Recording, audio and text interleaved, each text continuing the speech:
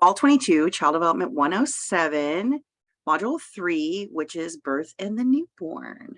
And so today we are meeting virtually because it is a hybrid class, but I have a sick child at home. And we are going to go over the module. We're going to go over the library workshop, the APA formatting workshop, and then we'll kind of maybe preview the test a little bit. That's super awesome. So again, this will be recorded. I will post it on the top of module 3. So it'll say like introduction. I'll put this video in there, embedded in there. Cool. Great. 2 more questions before we move forward. Anything about chapter 1 and chapter 2? Anything about the discussion boards? Anything about anything? And if we were in class, I would just stare you down until you came up with 2 more questions.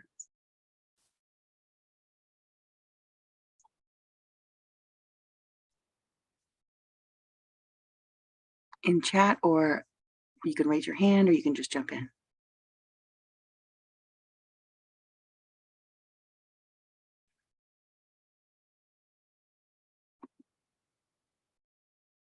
Oh, my Google is not responding.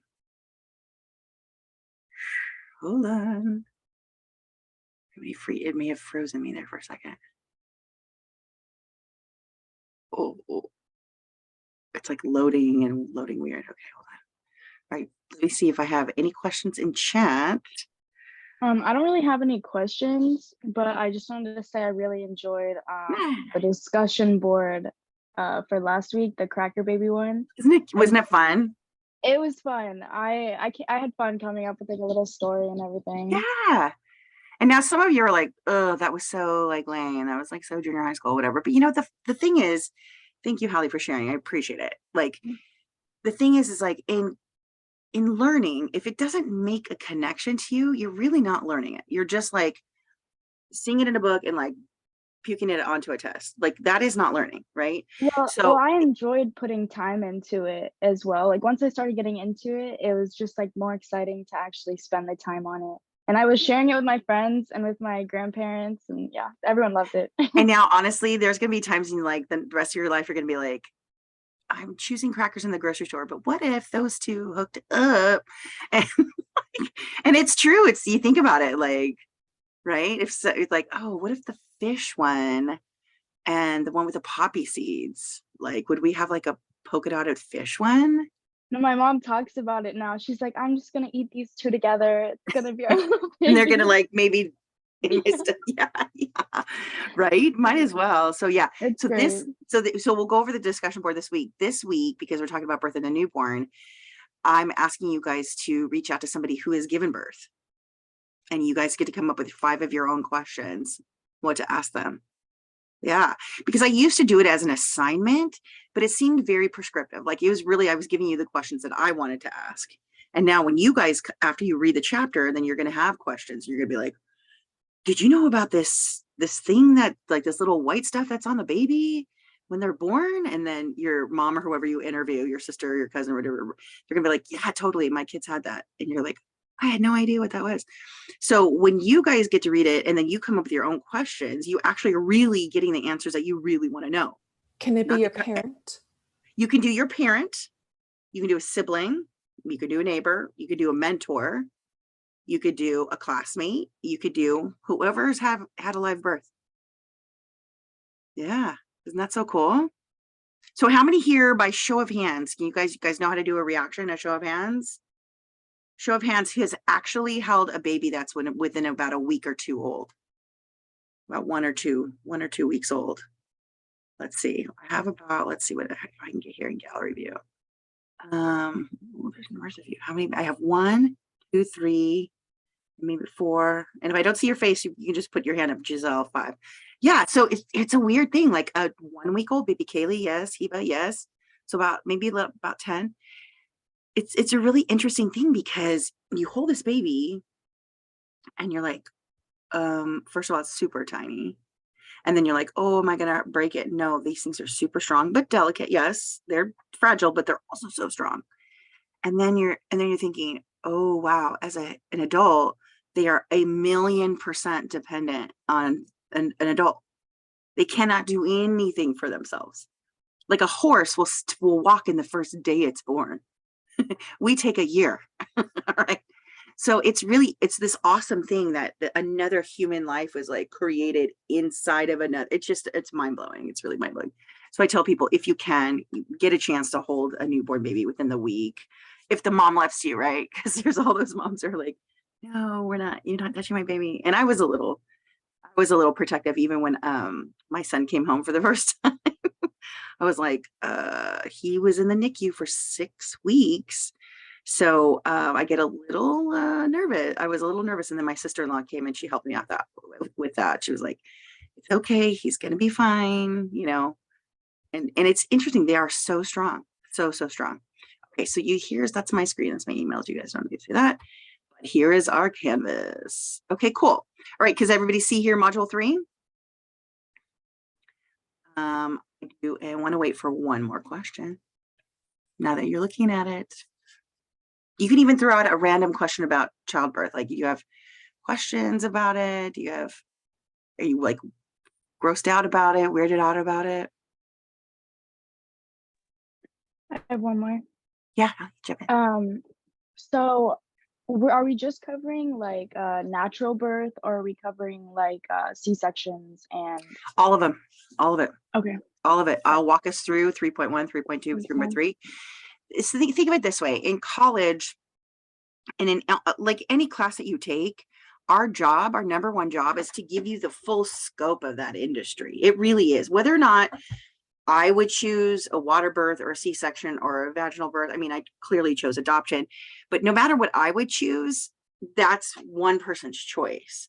And so as college professors, every once in a while, you will get a college professor who's very stuck in one lane, but especially the community college, we try to keep the horizons as broad as possible, because it's not about us. It's about the industry or the topic or the theories it's like me saying like, well, I don't like Freud, so I'm not going to share Freud with you. Well, is that the best way to play that game? No. Oh my God, my battery's running low. Let me plug it in.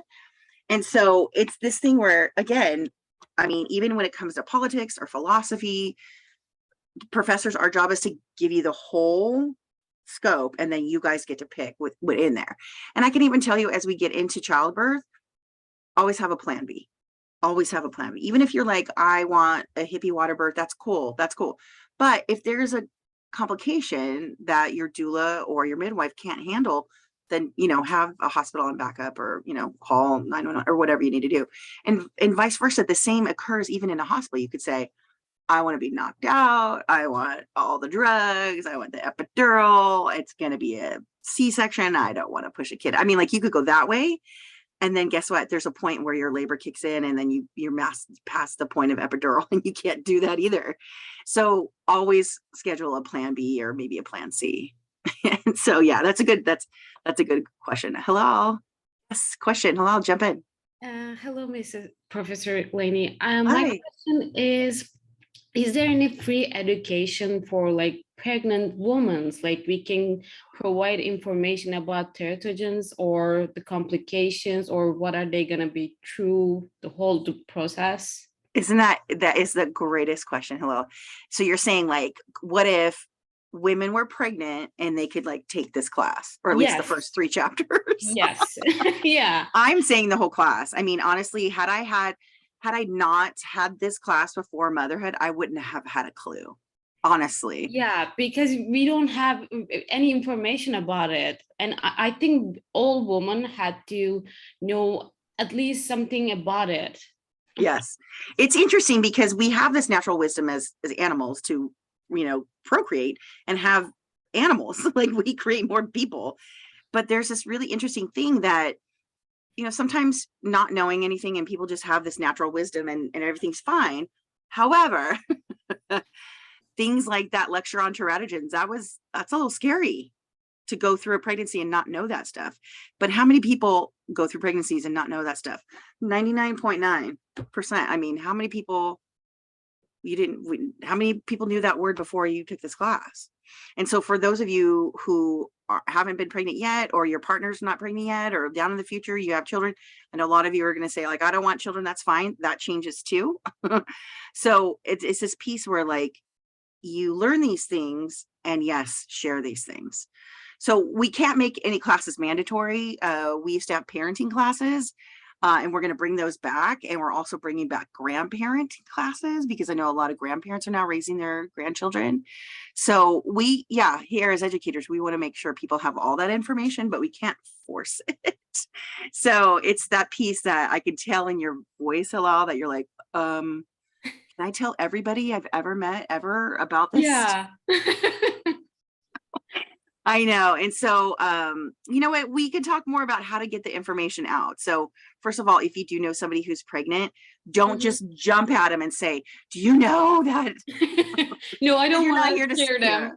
Yeah, you're not here to scare them. Yeah. I can tell you a lot of pregnant women that I've met have already been nervous to begin with. So we're not here to scare people, but I usually say, hey, how are you doing? How do you feel that your preparations are going? That's what I do. How you feeling about it? If they go, I have no idea. I don't know what I'm doing. I need to read a book, or I don't know what I'm doing. Like, then just go, hey, well, can I help you? Just offer. And sometimes they're going to be like, no, this is my fourth kid. I got it. When every pregnancy is different, every child is different. I'm telling you. So offering unsolicited advice is not always helpful, but just gently approach it to say, how are you doing? How can I support you? That's a great question. I usually do that. Some of you may have heard that from me. How can I help you? Not like, I can help you and this is how, and I'm going to give you this information to freak you out. No. How can I help you? What's going to make you feel better in this moment? You know, sometimes people just say, I just need a hug and a milkshake. Cool, let's go. Right. So, you know, everybody plans it differently. Some people, you know, are super, super health oriented, and, you know, people who jog and run miles a week when they get pregnant, they can run marathons all the way through their pregnancy. So just kind of depends on your body and how things are, you know, how people want things to go. So just ask first is my only suggestion, is a blanket statement. Ask first and then say, let me offer you information. Because listen, even in a perfect pregnancy, when the mom's super healthy and the baby's super healthy, sometimes the baby doesn't make it. I'm telling you, I had a friend that happened. It was my little sister's friend. She's about 10 years younger than me. It was like the first person of all my little sister's friends to get pregnant. And sure enough, perfect pregnancy, perfect everything, healthy mom, healthy baby. The baby was stillborn, full term.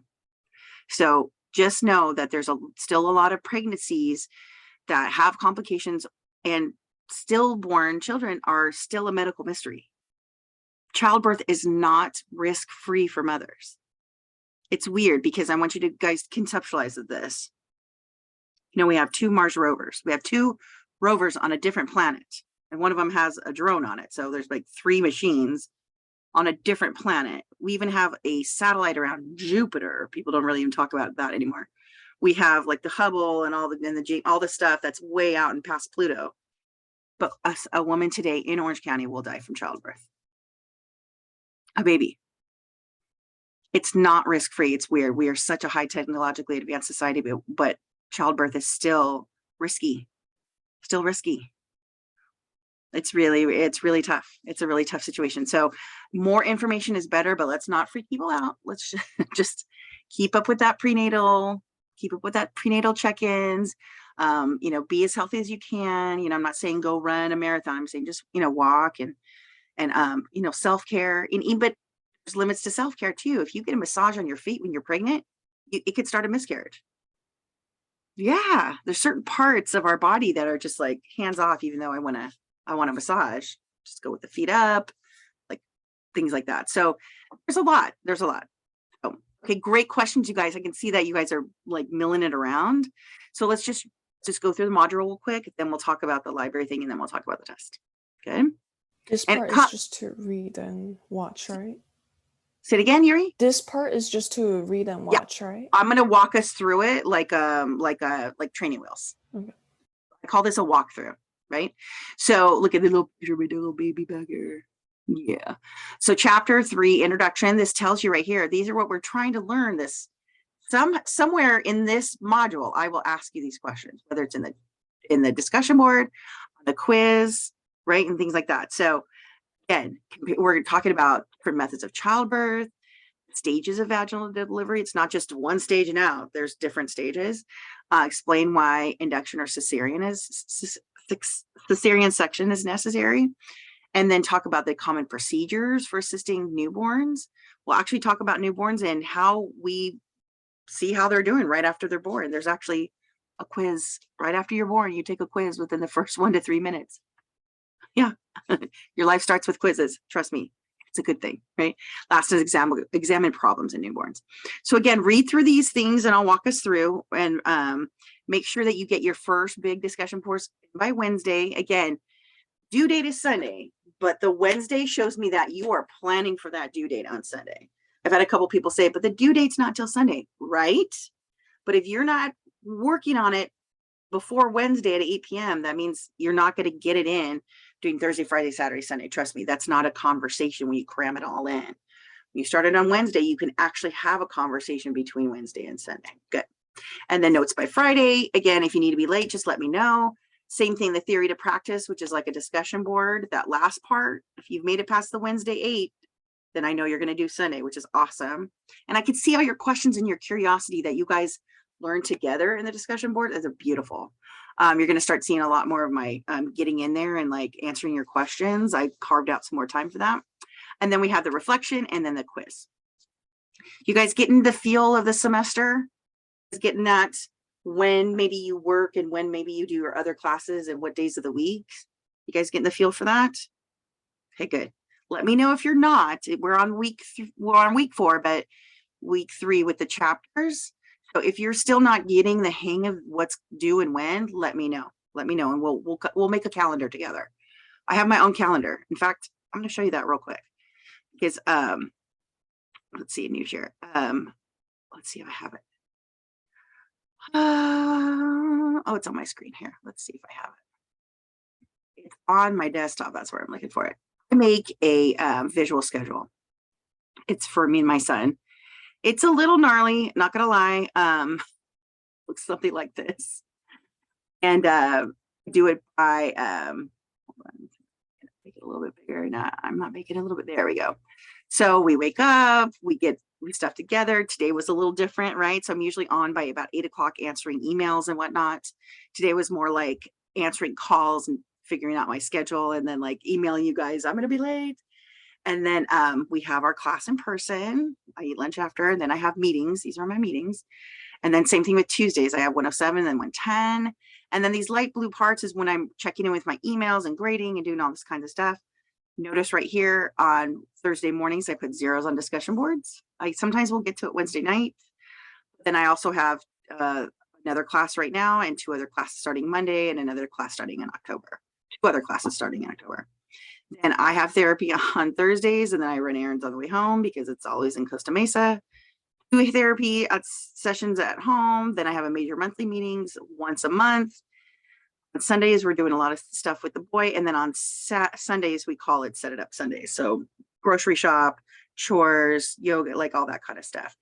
And then I put right here, nothing, because I like to sleep in a little bit. And then later in the night, I'm back here doing one of these days I work late. My late day will probably be today because rotated the kid. And then some of you saw me on working, answering your questions last night. I was on till about midnight. So, and then I put wind down and self-care from 8 to 10.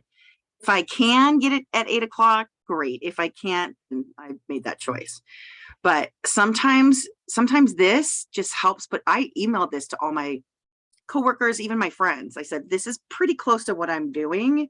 So if I'm not answering a text or I'm not answering the phone or whatever, now you have an idea of what's going on. And yes, I am in a drum circle on Saturday, every other Saturday. So something like this, not everybody thinks this way, but if that works for you, then do that. I can teach you how to do that. It's just a Word document with a table in there.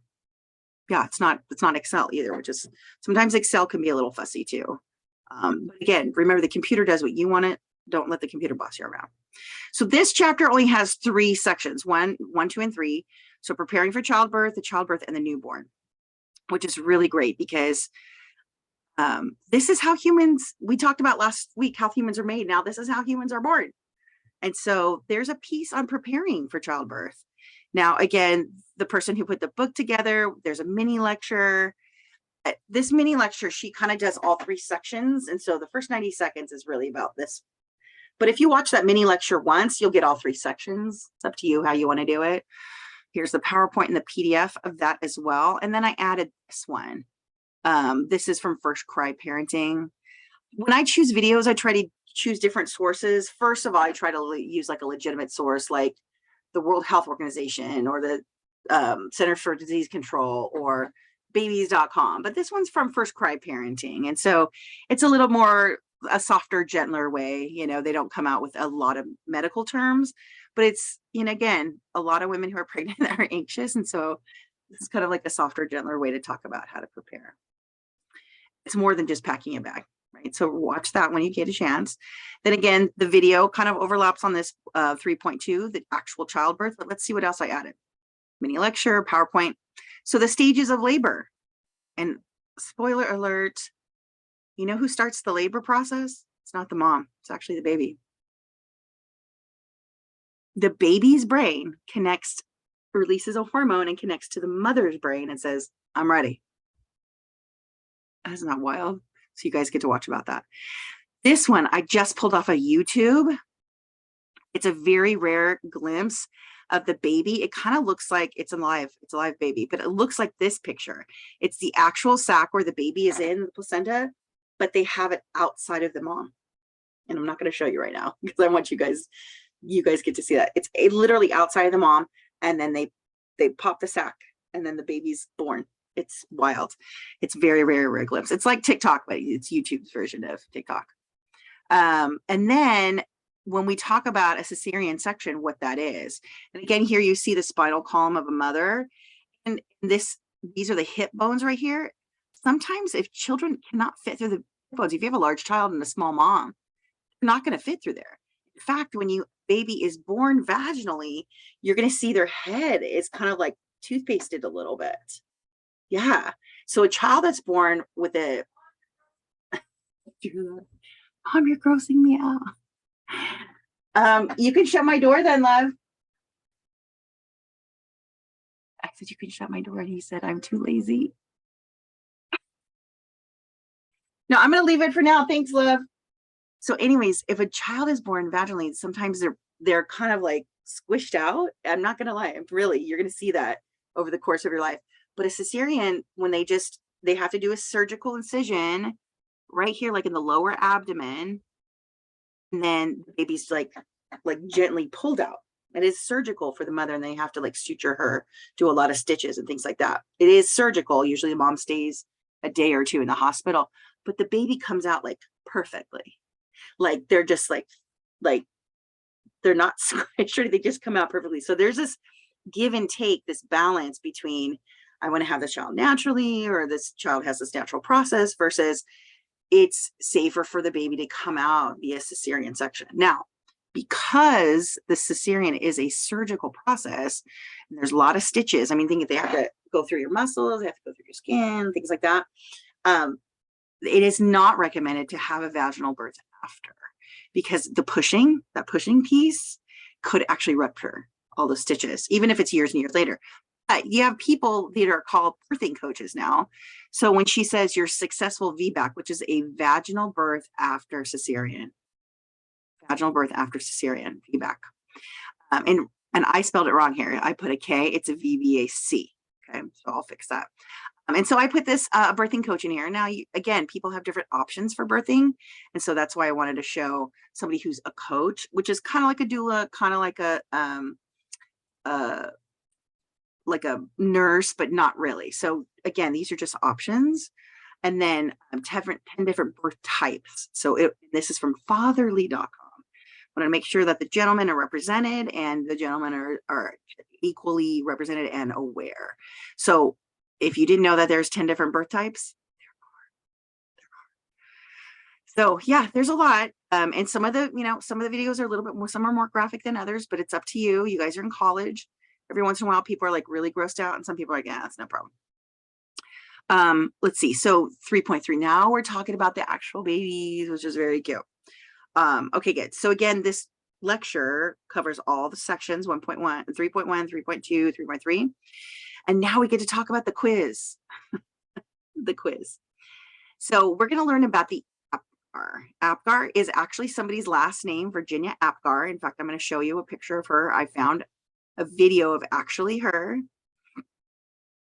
This is what nursing looked like back in the 60s. This is a student nurse, and then the lady, and yes, they're wearing the little nursing hats and whatnot, and they're in dresses.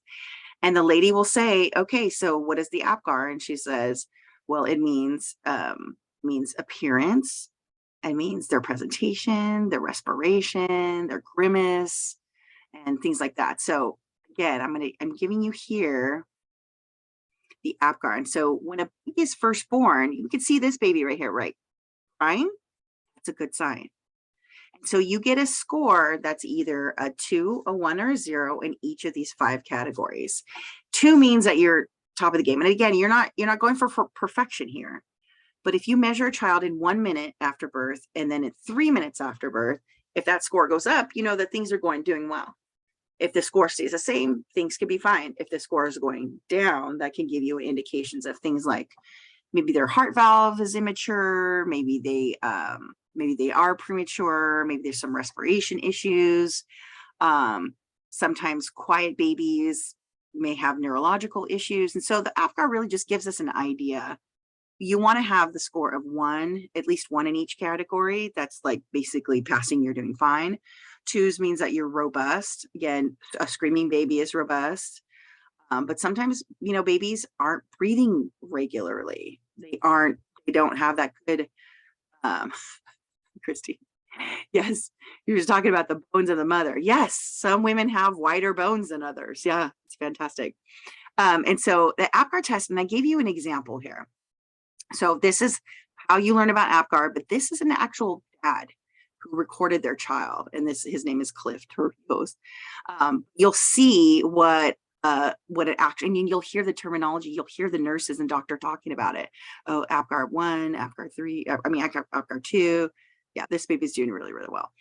I used to share a different video where the baby wasn't doing so well. And it wasn't bad. It was just like super quiet. And the nurse was like trying to wrestle the baby. And then they do a rectal temperature and the baby still didn't even respond. And she was like, okay, so her Apgar's like on the lower side. It's not a problem, but we're just going to keep an eye on her kind of situation. So it's just, again, it's just kind of like a point in time to make sure that the baby's doing okay.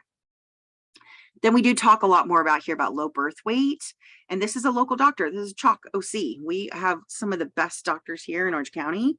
If there's any sort of issues with the childbirth, always see if you can make it to Chalk. Then there's newborn reflexes. Just as babies, as animals, we have reflexes. And so we get to learn all about them. And, little ones where if you put your finger here, they automatically grab. Or if you're holding a baby like this and you try to like not drop them, but like do that movement down, their arms go out, right? Things like that. Or if you touch their lips, they start to look for like a bottle or a nipple, and they have that reflex. They're not thinking about it. Their body's just doing it because it helps them survive. And then we talk about actual senses, the eyes, the ear, hearing. And as human infants, our eyes are not that developed when we're born. In fact, babies at this age can only really see changes in color. So there's studies that show that babies can see here, this change in color between dark hair and light skin, and then the color of the eyes between the white and the color of the eyes.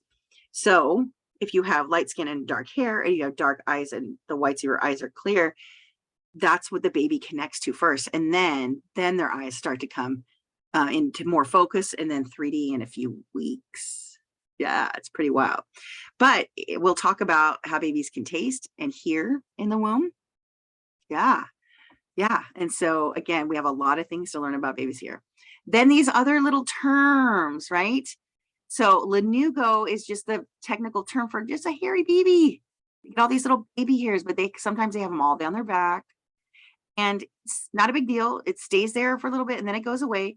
Then we talk about the vernix is kind of like it's like I call it like baby WD-40. It's like, it looks like white, maybe cottage cheese, but it's this thing that protects the baby and it keeps their skin really nice and it helps with the vaginal delivery. So you'll see that sometimes when babies are born, they have to wipe them off, and that's what that is. 100, very, very normal. But again, here's the original. This is the OG APGAR right here. And then my favorite one, this is the second test that your baby takes. Now, Terry Brazelton, he developed this neonatal. Neo means after. Okay. So when you say prenatal, that's before. When you say perinatal, that's during labor and delivery. And then neonatal is after. So when you see things like NICU and ICU, that's neonatal intensive care unit.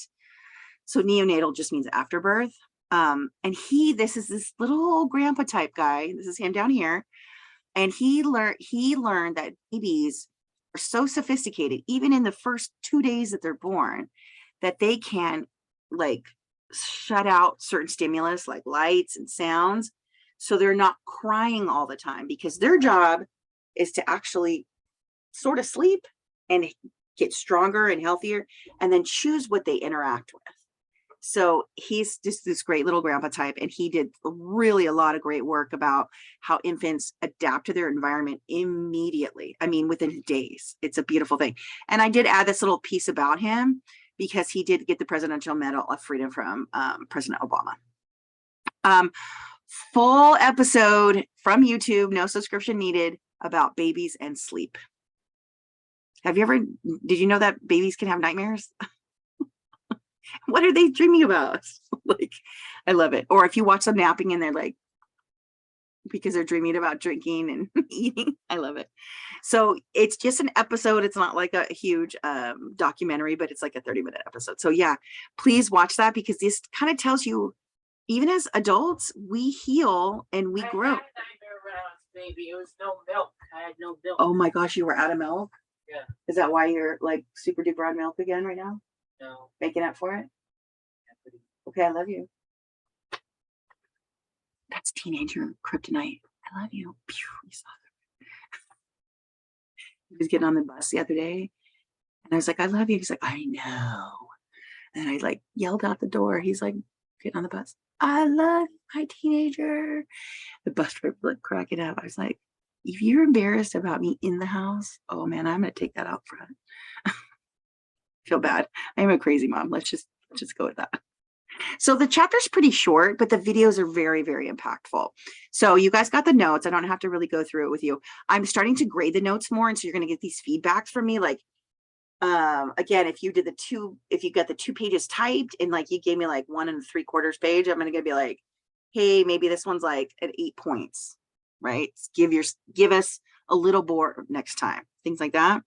Or if you do the mind map style and you just did it with pencil, I'm going to say, hey, do it in color, because down here, I said right here, you know, 2 pages. I didn't say 1 3/4 handwritten. You can always do a little bit more.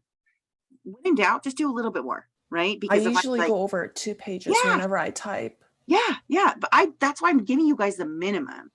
And so if you guys stick to that and then give me less, well, you're going to get less points, and that's fine. That's how life works. You get to choose that. Like, so again, if it says 1 page, if you give me 1 page single space typed, you're going to get half points, right? If it's out of 10 and you give me half, you're going to get 5. But sometimes that's all people can pull off there that week. And that's cool too. I think that's totally fair. If that's all what you can do and that's the best that you got, sometimes we're just doing our best. I get it. I totally get it.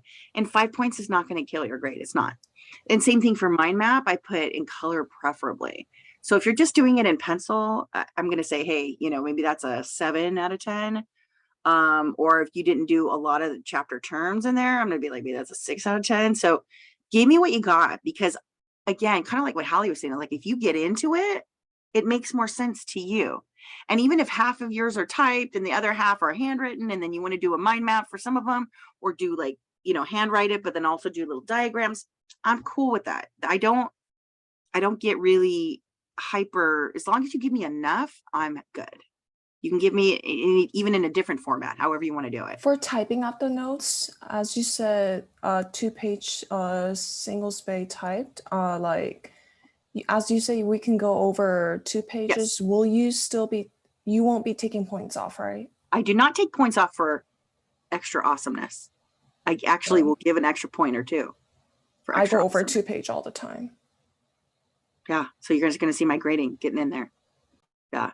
So again, like if you give me like 16 pages, I'm not going to give you like 16 extra points, right? So I go like up by 10 or 20% tops, right? But that's a couple extra points here and there adds up, and it's nice. Yeah. So again, the point is that you're not doing the notes for me. You're doing the notes for you, right? Because however you need to learn it, if you need to do 16 pages for you to sink in, then do that. Do it. That's great. Again, these notes are for you. They're not for me. I got it. I know the chapter. Yeah, I usually go about like 10 page or more than 10 page sometimes. Does that help you or does that stress you out? I think it would just help to have lots of information. So that's why I usually go like 10 or over 10 page. Yeah, and if that's your style, I'm all about it. That's usually my style. Yeah, then you're being honest. Yeah, you're being honest with yourself, right? I've been doing that for chapter 1 and chapter 2. When I was a student, yeah, I'm telling you, I was the same way. I would even when I write my lectures, like a PowerPoint, if you take like a different class with me and I make that my own PowerPoints, I outline the chapter first. I do it. I do an audio typing. It's fun what I'm doing, right? Yeah, absolutely. You're doing great. Oh, okay. Yeah, absolutely. And so again, look for my feedback this week so you guys will get reinforcement on what you're actually doing to make sure you're doing. Again, I know sometimes people are going to skip the notes, or sometimes people that week you can do 12 pages and the next week, you can do 1. And sometimes people are very consistent. Sometimes we're just trying to make things do. We're just trying to get through the week. Right. So again, now remember, I only accept certain file types because Canvas doesn't accept all the file types. It really doesn't. It really doesn't. So if it's .pages or .heic as a picture, I can't do it. And also somebody asked me, how do I upload pictures? Because I did the notes and I don't have the same controls that you guys do, but one of the students told me, if you're uploading on your phone, you go to upload, you select upload file, and then you swipe, and then it gets to your gallery. I think that's correct. Can anybody confirm that? How would you guys describe to a peer how to upload pictures? I always, like when I upload my photos to the board, I usually save them as like pictures in one of my files. I have like a file on my computer for our notes. Nice. And then you can drag and drop them into the box. Perfect. Yeah, so I do everything on a desktop, but I can do it on the phone. I just know I have different controls than you guys. So thank you, Holly. I appreciate that. I think another way is that you can like email them to yourself, then download it and save it. Yep, absolutely. Yeah, there's a few ways. So this is a thing that I use for audio typing, and I know sometimes it's easier for you guys. And again, I've suggested this site. It's called Speech Notes. And it's a pretty .co, speechnotes.co. And it's really kind of low key. It's pretty analog. You click right here and it just accept your recording. I think you can I use like a boom mic like Holly has. But it has accurately picked up Vygotsky, the theorist that we learned, and Malala Yousafzai. Like, it's pretty good. I give this thing like a 95, like a pretty good solid A. And if you look over here, you can save it, you can print it, you can upload to Google Drive, it's free. It's free. It's fantastic. Yeah, it's pretty good. So use that if you need to. I suggest that strongly. Yeah, I'm gonna get out of my email so you guys don't hear that bing bong the whole time. Okay, good. So let's go over the discussion board, yeah? Okay, so our theory of practice discussion board, we are interviewing your mother or any woman who has carried and birthed a child. Your partner, sister, grandmother, aunt, or even if you know a person who formally identified and expressed as a female. Guess what? Female parts can still have babies. Even if that person has transitioned into the role of a man or the body of a man, if they're still female parts, yes, men can have. In fact, there's a Netflix documentary right now called The Seahorse, and it's about a man who did that. So again, if you know somebody who birthed a child, you are welcome to interview them here. After the interview, you're going to submit a brief summary connecting 5 course terms, which is perfect. Okay. So again, make this fun for you. Okay. So you get to come up with your questions. I'm going to get a couple of emails that say, well, what questions should I ask? And my answer is going to be, what questions do you want to ask? Right. So my question to my mom when I was little, my little sister was about 10 years younger than me. I remember being short and all I saw was my mom's belly. And when I was little, all I saw was this. It was about that big, right? But then my little sister came out like this big, and I was like, what? That's it? That was my first question. That's it? All that for this? 7 pounds or 8 pounds is pretty average, but just from my perspective, everything just looks so big. Yeah, my mom had the baby and was back home the same day. So my question was like, how come the belly is so big, but the baby's so small? And so let the person who birthed the baby answer the question. So I give you an example here. What type of birth did you choose for you and your baby? So see how I put Q1, A1, that's question 1 and answer 1, right? Okay. So this is just a made up answer here. My partner and I decided to have a water birth because she was born that way, and we thought it would be a great tradition to bring to our family. We liked it because it was at home and it seemed really natural. There were a few complications, so we ended up going to the hospital where we were able to use breathing techniques and no medications. Hint, 2 course terms were mentioned in there. Ooh. So after posting your 5 questions and answers, summarize the interview as a whole. I liked it. It was informative, or I was grossed out, and this is lame or boring, or this was really cool. I never knew my sister thought this way, or my mom had those experiences. I've had a lot of students say, I've never asked my mom. I never asked. So you guys get to, again, it doesn't have to be your mom, it can be anybody. Again, some of you are adopted, you don't know your birth mom, so ask your whoever that that has birthed the baby. And then reflect, what was it like? So 1 little sentence, 5 to 10 sentences, 1 little paragraph, summarize, 1 little paragraph to reflect, 5 to 10 sentences, and 1 little paragraph that talks about a connection between what you have learned and what's in our chapter. 5 terms. You guys can do it. Super fun. And it's interesting because even in the intro discussion board, you guys have so many things in common, like Disneyland and travel and photography and music. Guess what? You're going to see a lot of similarity in here too. It's really cool to see how people connect. So again, by Wednesday, get your first big piece in there. Your 5 questions and answers. And then add those, summarize, reflect, connect, and you're going to discuss with your peers. So again, if you reach out to 2 peers, if Halal reaches out to Yuri, you guys are going to have a conversation there. I want to make sure you guys are like chatting back and forth, not just one. It's got to be like, hey, I saw this and this is really cool. I connected with that. And then Yuri answers. And then even if you answer again, that's always bonus points. I love giving bonus points. Do a little bit extra, just a tiny bit. Because here's again, for our class, every 16-week class, every class, even 16-week or 8-week, we have to do an equivalent of, so for 16 weeks, it's a 3-unit class. Let's give you your clue. It's 3 hours of classwork a week. Now, even though we're meeting virtually, this lecture is about 90 minutes, right? But then you are doing classwork, which is like the discussion. I would have you do this in class if we met Mondays and Wednesdays. So consider the discussion boards taking you at least 90 minutes to do.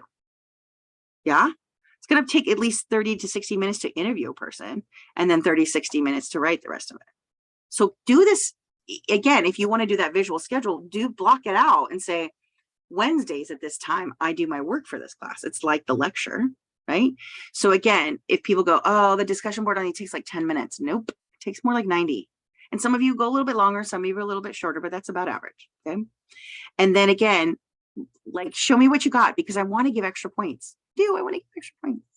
Does it have to be due by Wednesday? By Wednesday, I want that first post in there, because that means that you can answer your peers and have the conversation for the next few days. If you don't get it in by Wednesday, the rest is cut off. Does that make sense? What time does it have to be by? So Wednesday is the first post, 8 o'clock, 8 p.m. Everything in this class is due at 8 p.m. Everything.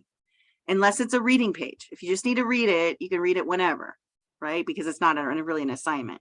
That's why I put 11:59. If you ever see something on your to-do list and it says 11:59, that's just like, hey, read this. But if it says 8 o'clock, you know that's an actual assignment. It's like a little clue I give you. Make sense? So again, the reflection journal. This is where people actually write a lot. Reflection journal is 3 parts. What did you learn? right? Some people are like, I learned 1,000,000% I'm not having children. Awesome. That's great. Tell me that in 5 to 10 sentences. And then an additional resource. Is there something out there about, is there a TikTok or something that's about something that was in our chapter, but it expands a little bit more? There's plenty of birthing TikTok stuff out there, but it could also be rap lyrics. It could also be a TED Talk. It could be an article. It could be something else. Okay. And then lastly, what will you do with this information? Again, if you say, I don't want kids, I'm never going to have kids, but now I know what that person may have gone through, right? Or now I understand the anxiety. Yeah. So there might be a piece in there that clicks in with you. So again, you guys got this. So let's go back to the module. This is the list of everything in the module. We read, and then we've got the videos and the reading. Okay, let me make that smaller. And then let's go in slow. There we go. You read the intro, you do your reading, watch the videos on each section. You do notes. Sorry, just jumping around. Notes by Friday. Before that, you need to get that first discussion. It's going weird today. Hold on. There we go. Jumping around again. There we go. So notes by Friday, but that first discussion board post is in by Wednesday.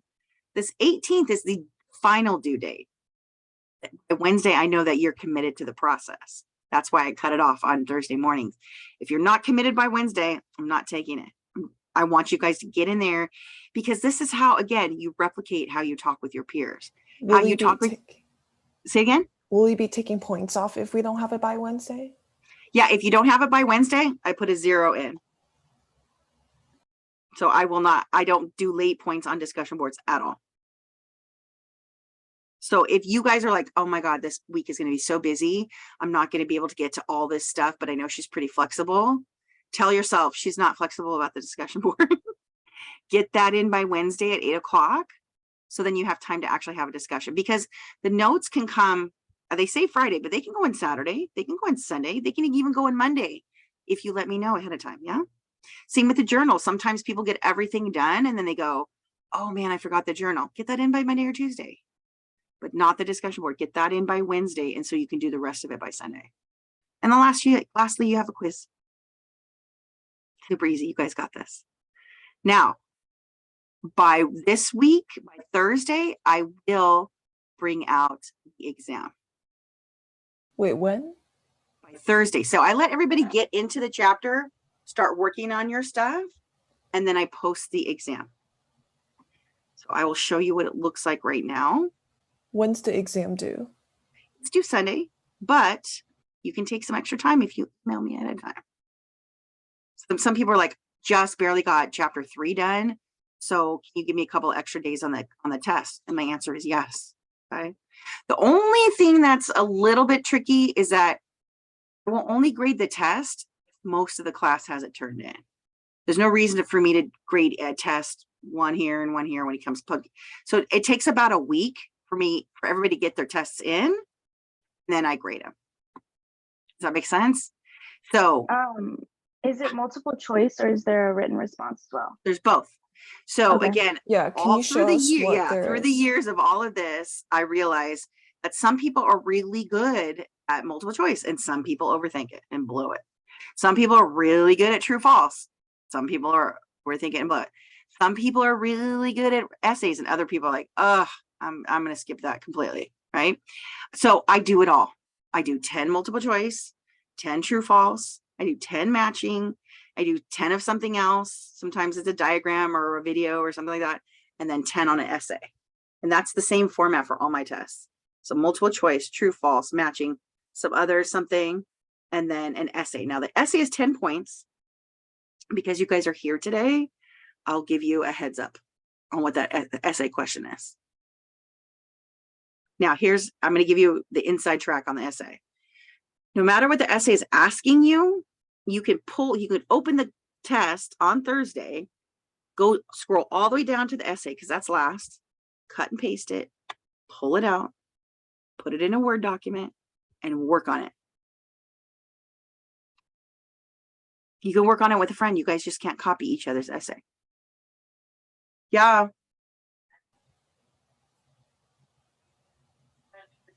Yeah, but I'm not done with class, love. I'm taking a lunch break right now because. Okay, but thank you for telling me. finish your science.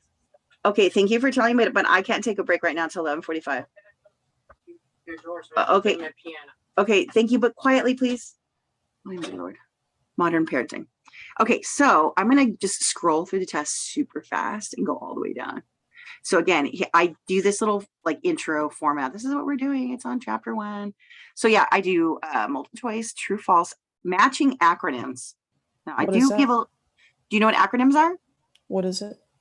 Acronyms are like words that are the initials of the word, meaning like if I said, if like we said earlier, we said VBAC, vaginal birth after cesarean. So VBAC.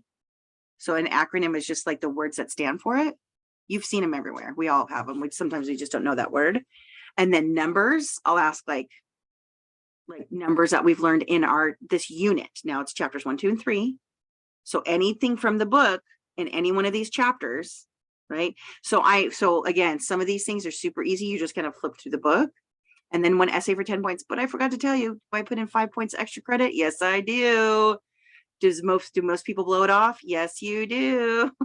But don't. And then people later go, I want extra 5 points. Well, did you do any extra credit on the exams? I do like the essay and the extra credit kind of like they're like little buddies. So if you wrote the essay, the extra credit helps. It's like, right. But again, look, let's go back here. If you do these first 4 sections and you get 100% on there, that's a 40 out of 50. That's a B. That's not bad, right? Again, if you do this, say, and let's say it was really good, I can give you 12 points on that. No, wait, you got 100 and you got 52 points out of 50. Oh, but wait, did the extra credit and I gave you 6 on that. So wait, now you have 58 out of 50. Yeah, you can do that in this class. No time limit. Well, I didn't even shuffle the answers. Maybe I should do that. That's harder. No time limit and multiple chances. Do it as much as you want. Okay. So I'm going to do a little, this is a little sneaky. Make sure your eyes are peeled because you can see all the questions really quick. And now guess what? I'm just going to do that. And I'm going to roll all the way down. Oh, no. And everyone's like, go slower, go slower. Right. So check this out. Here is the essay question. You guys good with this? Take some notes right now. You guys got your notes ready? Okay. So again, this is point it out. Yeah, we're looking at it right now. I'm giving you guys all a sneak peek before Thursday. Yeah. Or can we take a picture of that? Sure. Go ahead. Pull out your phones. This is for the people who came to the class. I really like how you set your test up because I have one professor that only does essay questions and he's not very fair about grading. Like if you miss one thing, like he just takes a lot of points off of it and it's really not fair. So I appreciate that you do all of it. So thank you.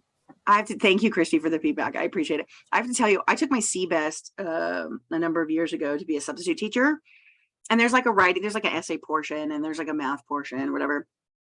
I have a little bit of learning disability. I scored better on the math, let's just say. So I know, like, I'm a native English speaker. I just know that under stressful situations, people just don't, writing is just not always a strong suit for a lot of people. And there are some people who are just a whiz at it. That's great. So I look at it like if you do the different formats, then I'm hitting somebody's strong suit. Right? Maybe you're great at the true false, but the rest of it's not so great. Or maybe you're good at the multi, right? Or maybe you're the person who's great at the essay, but blow it on the matching. I just felt like it was the most equitable way to give everybody a chance at their strongest section. And yes, English teachers or whoever, I don't know what your other professors, it's so hard. And it's hard. I know as professors, sometimes we want it a certain way.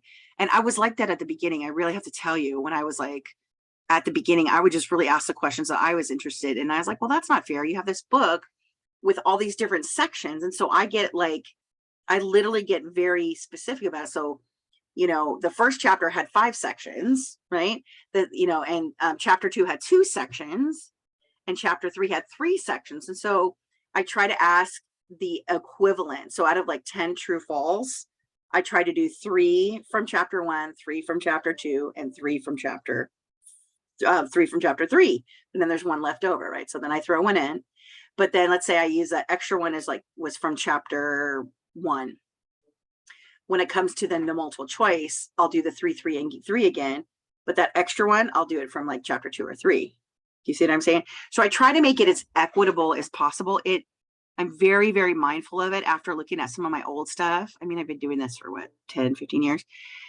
You know, when you start off, I find that when professors start off, they're not very well informed, and they're just doing it the way that feels natural, but not thinking through it. And then as you get your trainings, and then you learn about all these different techniques, and you're like, oh, okay. And then I would see sometimes when professors get a little bit closer to retirement, they start getting my way or the highway. And maybe I'll get there someday. But right now, I appreciate the feedback. I try to be as equitable as possible. And again, these aren't questions out of my own head. These are questions out of the book. We teach from the book. You know, I may be a professor, but I am not a researcher. I'm not a PhD. Like, I'm just trying to package this up in a way that makes it the most meaningful for you guys. So thank you for the feedback. So you guys took a picture of this. So when I say which domain or dimension do you believe is the most important in the development of a person and child, create your own definition of the domain. Well, you know what? I think I wanted to update this question. So let's do this.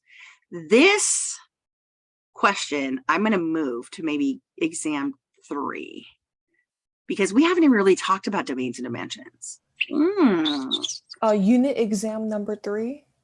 I think I might move this. So yeah, take your picture, and this is going to be your sneak peek. I haven't decided where I want to put it. Maybe I'll put it in, maybe I'll put it after exam 2, because I'm just going to give you a hint right now. When I say domain or dimension, I mean, after unit 1, we're going to talk about the child's body, the child's brain, and the child's emotions. So when I say domain or dimension, that's what I mean. So we're not ready for this question. I jumped the gun on this one. So I'm going to move this question to another test. I'll come up with something a little bit more relevant for here, and we'll go over it. You know what? On Thursday, maybe I'll let you guys have it early. What about having this like Wednesday night after 8 o'clock, after you get in your discussion board? Would you be open for that? Again, you don't have to do it. But again, literally, you can cut and paste this out, put it in a Word document, take it to the Writing Center. Yeah. So which essay question are you going to put for unit exam 1? I'm going to change this one, so I don't have an answer for you right this second. So don't worry about this one yet? No, this one will show up later. So now you have a sneak peek of a sneak peek. This is not the one, but it will be later. Oh. Make sense? So as we go forward, you're going to have this ahead of time. So you could even take this to the Writing Center whenever you got an extra minute. And see how I give you questions 1, 2, 3, and I give you hints. Start your paragraph with "I believe" or "in my opinion." These are not research questions. With your second paragraph, "In my life, this domain has been important because," or similar. Don't say it exactly like me, you can, or say something similar, right? Start your last paragraph. What domain, right? Because some people say the brain is the most important. Some people say the emotions are the most important. Some people say the body is the most important. Tell me what you believe and prove it out of your own words, not out of research. So the new essay question will look something like this, but it's going to be a little bit more about theories and babies and things like that. I might ask you about genetics. I might ask you about theories. I might ask you about childbirth. I might give you 3 different prompts that you guys can choose. What do you guys think about that? Let's see by a show of hands. Would you like to have 3 different choices and you pick one? Evelyn asked, are we allowed to use our notes? You are allowed to use your notes and your book. And what's that extra credit essay that you're? Yeah, this may be attached to this essay, so let's keep going. I'll keep this one. For extra credit essay question, based on everything you have learned so far, list 10 items you learned from unit 1 that stood out to you. For full points, include the term, the definition, and why it's interesting to you. So it's basically 1 or 2 sentences, or excuse me, 2 sentences each term. So when people do 10, about a half a point each. So if you only give me 5, I'm going to give you 2.5 points, but that is extra credit. Yeah. So you guys can even start as you're studying or finishing up your notes or quiz, like, oh, that's my favorite. Put it on a Post-it and then be ready to put it on the test. So this one will stay. Where do we put our answer? So when you're taking a test, you'll see right at the bottom, like a box where it says your answer here. You just type it in. This is the actual test, but this is not you taking the test. This is me showing you the test. It's like just like a quiz. In fact, if you look over here and the announce and the navigation, there's no term for tests. They call tests and quizzes. They're all quizzes. Just a test is just longer. Does that make sense? So another couple of tips for success from me to you. Make sure your whole unit's done before you tackle this, because if you haven't really done chapter 3 and you're trying to do this, how are you going to answer the questions? Can you guys hear him in the back? He's playing his keyboard and he's being Queen, you're my best friend. So sweet. So sweet. He got in a fight with his best friend last night. So I'm wondering if that's, so look at, I'm very good about this. I'm not going to show you the answers, but you're going to see some of these questions. I do chapter 1, true, false, chapter 1, true, false, chapter 1, true, false. So you're not running all over your book, right? Chapter 1, true, false. So I did 4 from chapter 1, chapter 2, true, false, chapter 2, true, false, chapter 2, true, false, chapter 3, true, false, right? Chapter 1, multiple choice, chapter 1, which period. So you can start going to the chapter and then the section, right? Because guess what? If you're going to the right chapter, going to the section, that is actually using parts of your brain that help you understand the content. It's like a little treasure hunt. Look at chapter 1, chapter 1, chapter 2, chapter 2, chapter 2, 3, 3, 3, and then acronyms. Now, acronyms, I can't show you the whole, if I click, this is going to show you the answers. Acronym with the course term. So for sure, there's one in there called VBAC. So when you see VBAC, you have to choose out of a list the acronym that matches that. Now, I got slightly shady on that.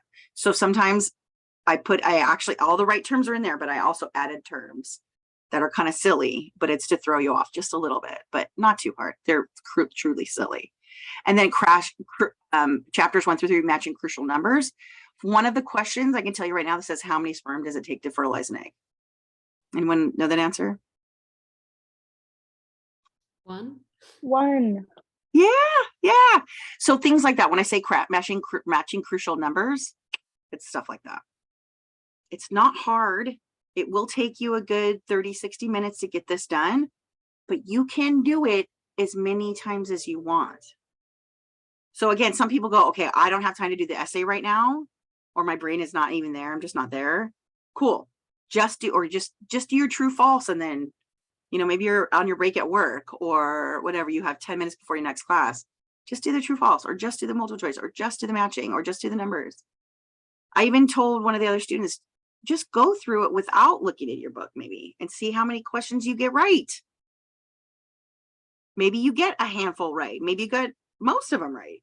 Then you go back with your book and you do it again. And it'll show me, it'll say your name. It'll say, show me all the times you took it. And it'll show me all your scores. Yeah, it's totally fine. I think the most I've ever seen is like 4, 5, or 6 times. And that's, do it how you need to do it. Like if your life is super busy, like you've got a kid home or your babysitter, or your nanny or whatever, do it when you do it. That's again, it took me a long time to learn all these little tips and tricks. I'm very serious about course design, but I want to make sure that everybody's got a fighting chance and it clicks in. It's not just about the test. It's about the learning. So yeah, we have a lot of stuff in here. So any questions on the test before I go over to the library? Did you put this up on Canvas yet? Not yet. I'll put it on Wednesday after 8 o'clock. Wednesday after 8? Yeah, so if you get your discussion board in at 8, then you can start looking at this. And again, it's due Sunday, but if you need to take a couple extra days, you let me know. Just keep me in the loop. Right? I usually complete it before Sunday. Sure. Sometimes people do it early. Sometimes people have to do it late. If you have to be late, just let me know. Oh, okay. Yeah, it's no big deal. But again, the only thing I don't take late is the discussion board. Yeah. Okay. Any questions on the exam? So you will be putting a different essay question? I will be putting a different essay question. Okay. But that one that you just took a picture of, you'll see it come up later. Okay. Yeah, that'll be helpful. I think maybe unit 3. We'll see. I have to decide. You're not Since sure. I showed it to you, now you know what it looks like. It doesn't really matter when it shows up, right? You're getting it ahead of time.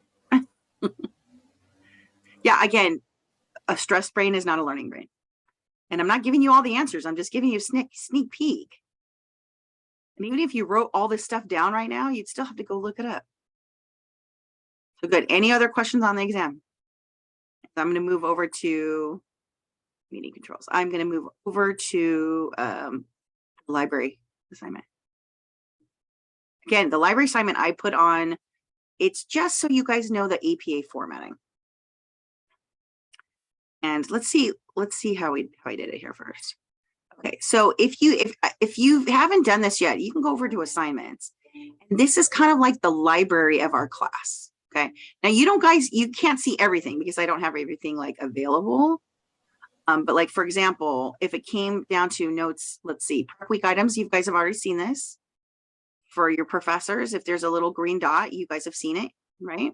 Tells you what it looks like. This is a discussion. These two little boxes is a discussion. A rocket is a quiz or a test, right? Like notes, you'll see all of them. Look at, you guys only have access to 1, 2, and 3, but there's the rest. They'll show up when they're ready, right? See, I have all the dates already on them. Yeah, I try to get everything set up. Same thing with quizzes and exams. You guys can see 1, 2, and 3.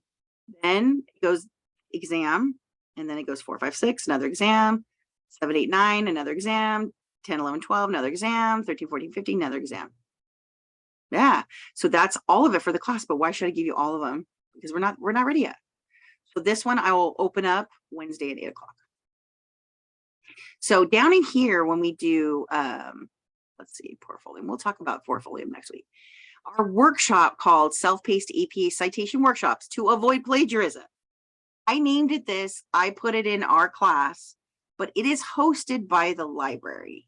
So think about it this way. I put 20 points on it, but the guy who made it is the librarian. His name is Seth, and he has, hold on, buddy, I have about 10 more minutes.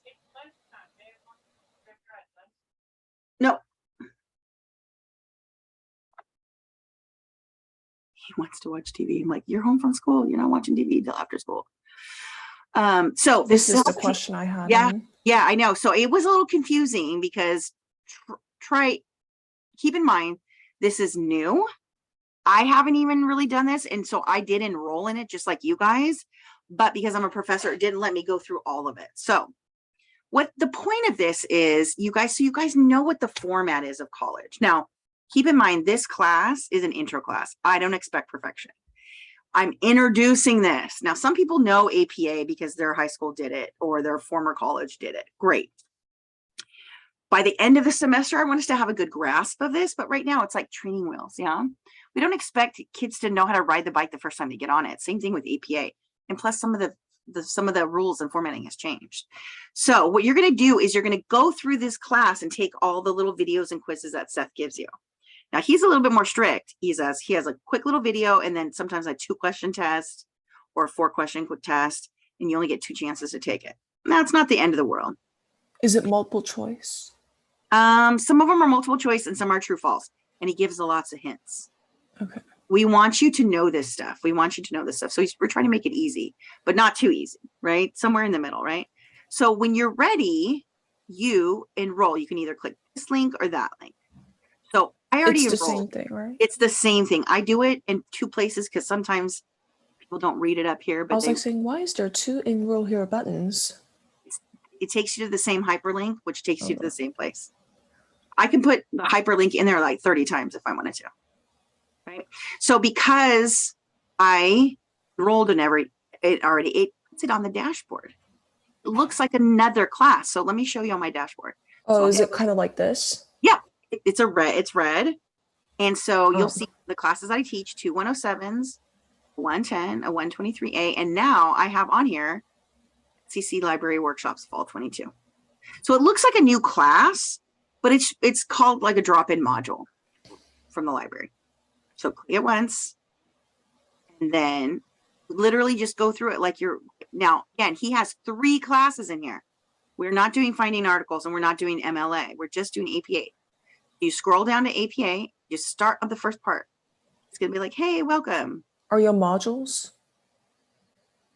So when you're on your dashboard, you click into that class, you're in modules. But let me go back one. Because there's, you hear him whining? I have less than 10 minutes, buddy. You can hold on, I promise. Okay, I'll be there in less than 10. Right down. So you are only going to look at creating citations in APA. Stack has 3 classes. We only have to take 1. Make sense? Make sense? He's so cute. So just do that part. Yeah, so just this one. They don't have due dates, I noticed, for the quizzes. No, they don't really have due dates. In fact, you know, I'm pretty flexible. If you miss the 20th, I think I just put the 20th on there as a random date. But if you need extra time, just let me know. The reason I'm putting it at the front side of the class is that you're not learning it at the end of class, right? You need the skills through the class. So that's why we put it at the beginning. Okay. No. The door's locked on purpose, Lovey. Great. I'll be there in a minute. How about if you interrupt me again, there's going to be chores. No. He's just feeling crummy. And, you know, sometimes kids with autism, they have like more, like you and I could feel crummy, but their sensory read is bigger. So plus being a 15-year-old boy, I can't even, right? So thank you for being flexible. So again, just do creating citations in APA.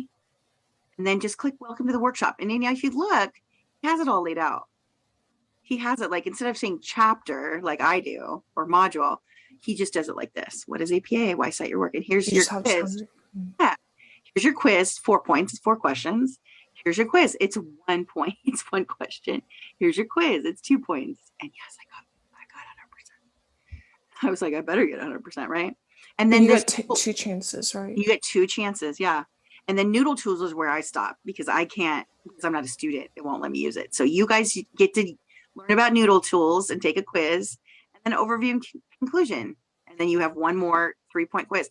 So then when you get your certificate, I had one student do it already and it didn't really give a certificate. It just said, you've completed the course. So just take a screenshot and send that. Like, I don't think it'll let me choose it because yeah. Before continuing, make sure you pass the quizzes with 100%.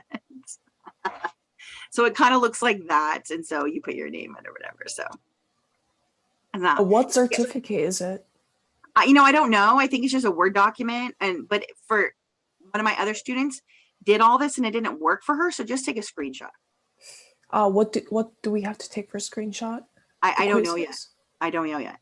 Whatever looks like a certificate that proves that you finished. Oh yeah, my guess is that it might not work for me either. Yeah, it might not. I'll email him, and if there's anything issues, you guys can email him too. But I'll be like, hey, my one student took it. She couldn't get a certificate, but she was in a different class. So I don't know. You do have to pick for your certificate which class. Right here. These are all the instructors that signed up. So you're gonna have to choose. It's not letting me scroll. There we go. There we go. Here's me. So our class on Monday is this one. So we should click that then, right? You guys see that? I have all my classes in there. What's up? All right. So you guys got this. It honestly would take you maybe 30 minutes to an hour to do it. And it will help you in all your classes. You might even have other professors who say like, you need to take this too. So you do it once and you get credit. So it's just like extra little bonus for extra little bonus points. Yeah. Good. Is this a survey here? This is the part where you put your name in. Yeah, he wants to do a survey to make sure it was good. If it was terrible, he wants to know. You have to do the whole module, the whole class, take the survey at the end. That's how you get your certificate. Which email do we need to put? Like, Use your SEC account or whatever's connected to WebAdvisor. FCC account. Okay. That makes sense? Mm-hmm. Okay, cool. Any more questions? So this is due next Saturday, I believe. Yeah, I put it on anything that's like an extra assignment, I put due on Saturdays. Oh. But again, I'm still very flexible on this, but if you're one person who's just like, I need to get it done, get it done. It'll help you. It'll help you. Okay. So lots of different things going on, but this week we're on chapter 3. The exam will come out Wednesday after you do the discussion board, and then we have our workshop here. Again, once you hit enroll, it shows up on your dashboard as an extra class. It'll look like that. Oh, running around. Okay, cool. We did a lot today. Any more questions before I let you go? It is 11:43. We did it perfectly today. So thank you so much for being flexible. I'm going to stop the share, but I'm also going to stop the recording